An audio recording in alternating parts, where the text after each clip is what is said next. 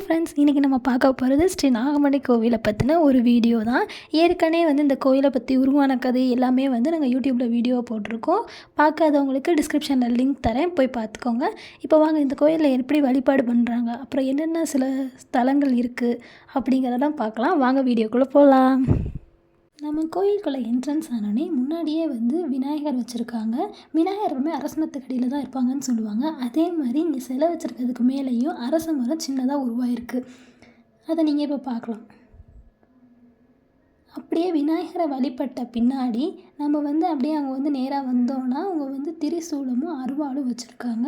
அங்கேயும் அவங்க விளக்கேற்றி வழிபடுறாங்க. யாராவது வேண்டுதல் வச்சுருந்தாங்கன்னா ஆடி மாதம் அந்த வேண்டுதலை நிறைவேற்றுவாங்க. இங்கே ஆடி மாதமும் விமர்சையாக இருக்கும். அப்புறம் பக்கத்தில் பார்த்தோன்னா 2 மரம் இருக்கும். ஒன்று வேப்ப மரம், இன்னொன்று அரச மரம். இந்த 2 மரம் ஒட்டி இருக்க மாதிரி இருக்கும். சிவபெருமானும் பார்வதியும் இருக்க மாதிரி தான் அதில் காட்சி அளிச்சிருக்கு. இதில் சந்தனம், குங்குமம் இதெல்லாம் போட்டு பூஜை பண்ணியிருக்காங்க. அதே மாதிரி மரத்தில் மஞ்சள் கயிறு கட்டியிருக்காங்க. அதை பாருங்கள்.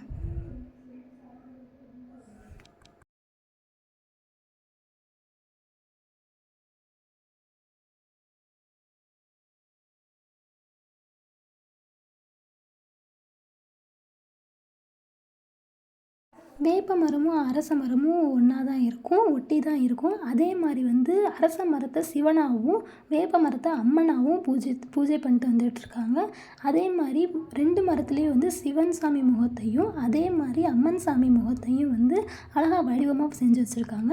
அதே மாதிரி அம்மன் சாமி முகத்துக்கு கீழே மஞ்சள் கயிறு கோர்த்து தாலி மாதிரி பூஜை பண்ணி வச்சுருக்காங்க.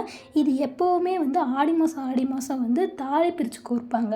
அது வெறும் விமர்சையாக நடக்கும். அதே மாதிரி அரச மரத்தோட வேர் எப்படி இருக்கும்னா வேப்ப மரத்தை சுற்றி தான் இருக்கும். நீங்கள் பாருங்கள், நல்லா தெரியும். அதை பார்த்தீங்கன்னா அப்படியே பாருங்கள், ஒரு நாக வடிவில் தான் இருக்கும்.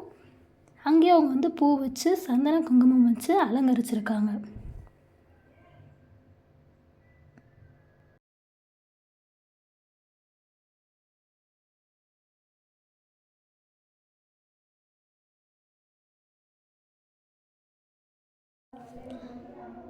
வாழை மரமும் இந்த கோயிலில் இருக்குது. அதே மாதிரி செம்பருத்தி செடியும் அழகாக இருக்குது. அதுக்கப்புறம் பக்கத்தில் ஒரு திண்ணை மாதிரி போட்டு பக்தர்கள் விளக்கேற்றுற மாதிரி வச்சுருக்காங்க. இங்கே நேராக விளக்கு போட்டோன்னே முக்கிய ஸ்தலமான ஆதிசேஷனும் அப்புறம் நாகராணியும் காட்சி தராங்க. அது பக்கத்தில் ஜகம்மா தேவியும் காட்சி தராங்க. எருக்களத்தில் அதுவாகவே உருவான விநாயகர் சிலையும் இருக்குது. அதே மாதிரி மேலே குடும்பமாக இருக்க மாதிரி ஒரு ஃபோட்டோவும் வச்சுருக்காங்க. இங்கே விநாயகர் எருக்களத்துலேயே அவராகவே காட்சி அளிக்கிற மாதிரி இருக்கும். அங்கேயே நம்ம விளக்கு போட்டுட்டு இங்கே சாமியை வழிபடலாம். இங்கே நம்ம என்ன வேணுனாலும் அப்படியே நடக்கும்னு சொல்கிறாங்க. அது நிறையா பேருக்கும் நடந்திருக்கு. இங்கே நம்ம வேண்டிக்கிட்டது எல்லாமே நடக்கும்.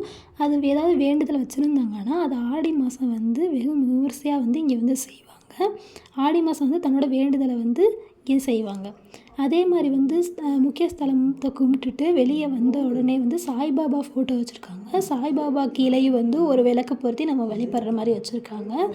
அதே மாதிரி சாய்பாபாவுக்கு வியாழக்கிழமை உகந்த நாளுங்கிறதுனால வியாழக்கிழமை கோயிலை ஃபுல்லாக கழுவிட்டு சுத்தம் பண்ணிவிட்டு அலங்காரம் செஞ்சுட்டு சாய்பாபாவையும் வழிபடுவாங்க பிஸ்கெட் வச்சு. இங்கே சாய்பாபாவுக்கு நேராக தான் நம்ம பார்த்த அந்த மரம் இருக்குது. அங்கே எப்போவுமே வியாழக்கிழமை அழகாக அலங்கரிப்பாங்கன்னு சொன்னோம்ல, அதுதான் இப்போ நடந்துகிட்ருக்கு. இங்கே வாரம் வியாழக்கிழமை தவறாமல் கோயிலை சுத்தம் பண்ணிவிட்டு அலங்காரம் செய்வாங்க. ஆடி மாதம் வருஷம் இங்கே தாலி பிரித்து கோர்ப்பாங்க. இங்கே தாலி பிரித்து கோர்க்கிறத பார்க்குறதுக்காகவே நிறைய இடத்துலேருந்து இங்கே கோயிலுக்கு பார்ப்பாங்க. அப்போ அங்கே கொஞ்சம் திருவிழா மாதிரியே இருக்கும். அதே மாதிரி அம்மனும் சிவனும் நம்மளுக்கு அழகாக காட்சி தர மாதிரி இருக்கும். அரச மரமும் வேப்ப மரமும் இங்கே தான் ஒட்டி இருக்க மாதிரி காட்சி அளிக்கிறாங்க. அதே மாதிரி அரச மரத்தோட வேர் அப்படியே சுற்றி ஒரு நாகம் போல் கீழே காட்சி தரும்.